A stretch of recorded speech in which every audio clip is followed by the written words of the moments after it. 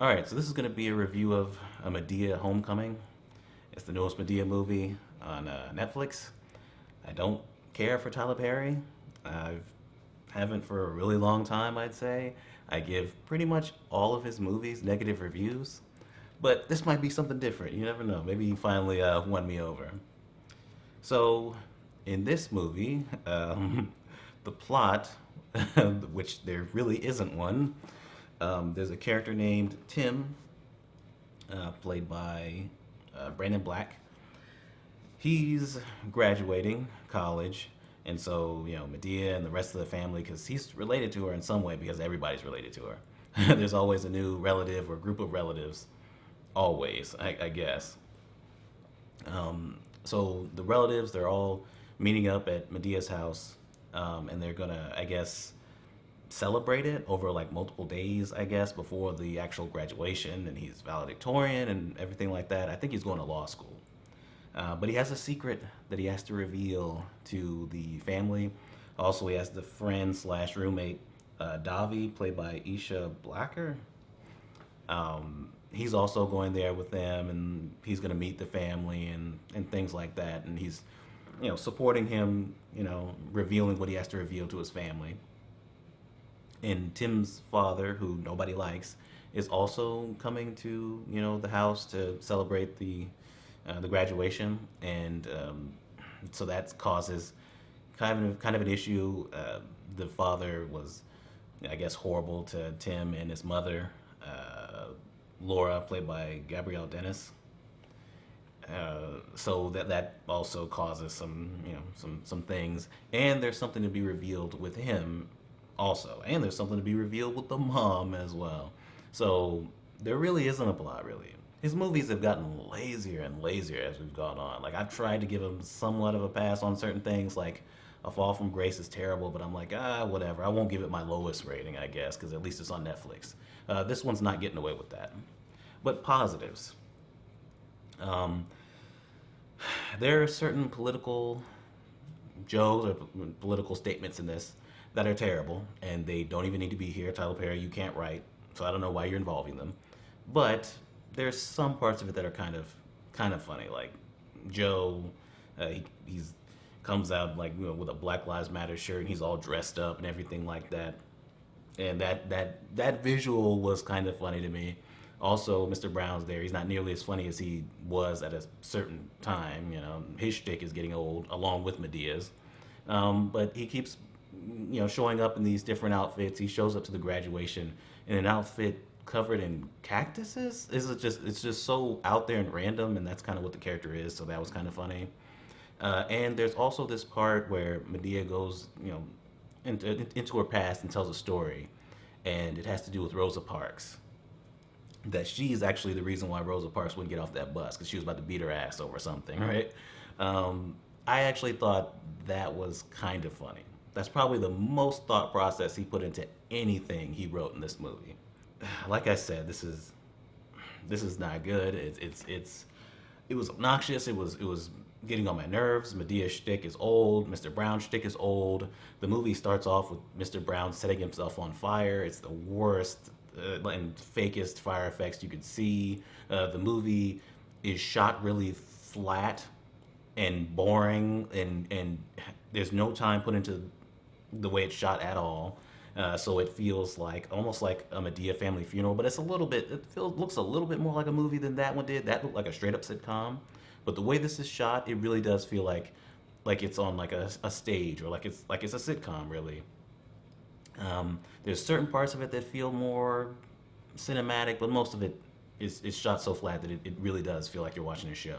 The house looks just like a set, really, and that's it. There's these other characters from Ireland because Davi's mixed, and so they're part of his family.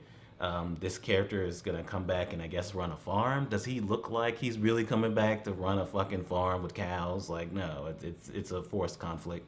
But those family members were really annoying. I could look up who they were, but I don't even feel like it. It starts off with a fart joke with them, and then there's this really awkward, like kind of language barrier things where she says certain things, and they think that she's saying the N word. It's not funny. Why do y'all look like you have your knickers in a bunch? I don't say what Joe, I heard it. What she say? What did you just damn say? Maybe she done called us a bunch of niggas. Madea keeps giving her weed, and so she starts just going off and stuff like that. I think it's Davi's grandmother or something like that. I don't care. It's just there's really nothing going on. Like the father comes there, and that's another thing. These transitions. Wow, who puts transitions like this in a movie? It is embarrassing. There's one with basketballs that was that was laughable. And anyway, the father first shows up.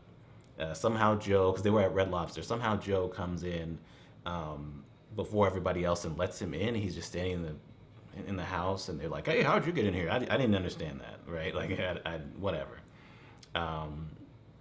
But he gets there. He seems like he's okay, and then Madea like shoots the ceiling, and it's like, okay, you've used exposition pretty much for all of this because you haven't developed a goddamn thing. It's nothing but exposition when it comes to the the characters and developing them and things like that. What their relationships are to each other. I forgot after a while. The one that's a cop, she changes, comes back, and I didn't realize that was her. So I was like, who the fuck is this random character?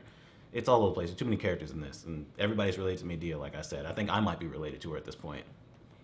But it's just, at that point, you said he's an asshole, but I haven't seen it. You can say whatever you want to, right? You're supposed to show, not tell. But then, out of nowhere, he gets into it with Davi, which goes into something that gets revealed later on. And all of a sudden, he gets an attitude now. Now he's an asshole. It's like he wasn't before. He was kind of cordial before, but whatever. We need that for, for the plot. We need that, what plot there is. We need that for the conflict, so whatever. The thing that needs to be revealed that Tim has, which is the only real story going on, really, or at least for the earlier part of it, it's something that you could pick up on. It's very predictable, and even the family already knew. Part of me doesn't want to spoil it, but part of me kind of does, so I'll spoil it in a second. But it just all feels kind of worthless. Like, there's nothing going on in this. Like, if somebody came up to you and asked you, like, hey, I heard you have somebody in your family that's graduating college, right? And you're like, yeah. And they happen to be a filmmaker, and they're like, I want to make a movie about that. You'd be like, why? Like, there's no story to this. Like, what? It's just, hey, Medea's there. Something's going to happen. It's just so awkward with them just standing around. There's a scene where Cora has groceries. She just bought groceries. There's groceries in the car. And even though Mr. Brown set himself on fire, somehow they're still able to just have the food. I don't know. I guess they must have made something else. But she just has groceries in the car, and she has it in her hand. And they're just standing on the porch just talking for a pretty good amount of time. And it's like, who does that when you have groceries in the car? Do you not have something that needs to be refrigerated or put in the freezer right away? I guess not. It's just, because that's all this is. It's just Madea standing around doing her normal shtick. Just, shooting at things, mispronouncing things. Her and Mr. Brown do that a lot, and then people come in and correct her. Cora is the nice one that's always like, come on, Madea, you can't be like that. Madea, you care about the church? No, I don't care about the church. No. It's the same shit it always is. Madea used to be a stripper. Of course, that gets brought up a lot. Her and Joe, she wants to beat the shit out of Joe or kick him out, and he's calling her fat and calling her names. It's just, it's the same shtick. Like, tell me, is it funny? Is it still funny anymore? Like, because it hasn't been for a long time for me, but I'm really curious who is still enjoying this and laughing at it. This is in the top 10. It might just be because it's new on Netflix, but like, what are you getting from this? I don't know. There's also these political moments, like I said, these political statements or whatever, right? Which really mostly have to do with stuff going on in 2020, so it has, it feels aged. But yeah, like really heavy-handed stuff like that with Madea, which was kind of weird. What kind of sense it make to burn up your own damn neighborhood because you upset about something? What the hell kind of sense it make what these police are doing to black people? Burn it all down. Oh, I'm finna punch you. Oh, call the police. That's my car alarm. That's my car alarm. See? You want the policeman? See? Oh, never mind. It went off. Okay, what was I saying? Not a damn thing. You see? You're mad at the police till you need them. That's true. Let's get to the spoiling stuff. Let's talk about the the twists or whatever. So the reveal for Tim, the I guess you could say he's the main character. I don't fucking know. Whoever's the fucking main character in this thing. The reveal was that he's gay, right? It's something that you could tell just from the conversation he has in the car, the really heavy-handed exposition where we learn a fucking character's whole lineage in like a minute. Like, anyway, it's really awkward and goes on for too long. But the family already knew, so they're like, they automatically accept it. The family friend that I thought was part of the family, as a matter of fact, I thought they said that she was part of the family early on, turns out to, be fucking around with the ex-husband, which has no development. And after it gets revealed, it's just there for them to be like, hey, get the fuck out of here whenever they come back around. And then there's another reveal. Davi, the friend slash roommate of Tim, happens to be fucking around with his mom. And it's been happening for 2 years. And they're going to end up, engaged by the end of the movie. He proposes early on, but she says no because he has to go back to the farm. Then eventually she says yes, I think, at the end. I'm pretty sure she did. At the graduation. It's like, really? That's such a betrayal of trust, for one. And the fact that he would just get over it, like, pretty much overnight in his valedictorian speech, talking about, like, oh, the two important people in my family, I brought them together, It's like, okay, whatever. That's realistic. And he gets really personal about it in his valedictorian speech, which was really weird. But the idea that your college roommate slash best friend could be fucking around with your mom for 2 years and you didn't know? I mean, they do make a joke about it. Madea calls him out, like, really? You had no idea? But just because you're calling out your own bad writing, Tyler Perry, doesn't mean shit, right? It was really obnoxious, especially that scene where he finally came out about being gay. Every character would not shut the fuck up, and I mean, it was constant. One character is high and going off. The grandmother character that I never thought was funny.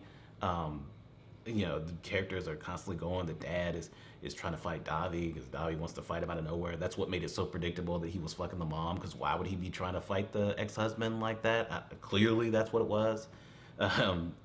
But yeah, characters just kept talking and talking and talking. It was pissing me off. So because of that, because I was at utter trash for quite a bit, because I'm like, you know what, whatever, this just exists.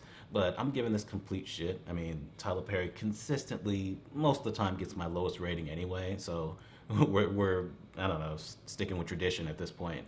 But yeah, that scene right there, I was like, this is fucking so annoying. It's one thing to not be funny, right? And to be constantly almost like bombing on stage or some shit. But it's a whole other thing when you're actively like being obnoxious and annoying me. So I'm gonna give this complete shit. Once again, Tyler Perry, he makes bad movies. That's just his lot in life, I guess. So that's it. Subscribe, all that good stuff. Like and all that stuff. And yeah, that's it. That's a Madea. What is it? I almost said funeral. That's the other one. A Madea Homecoming. Okay, yeah. I forgot. And yeah, that's it.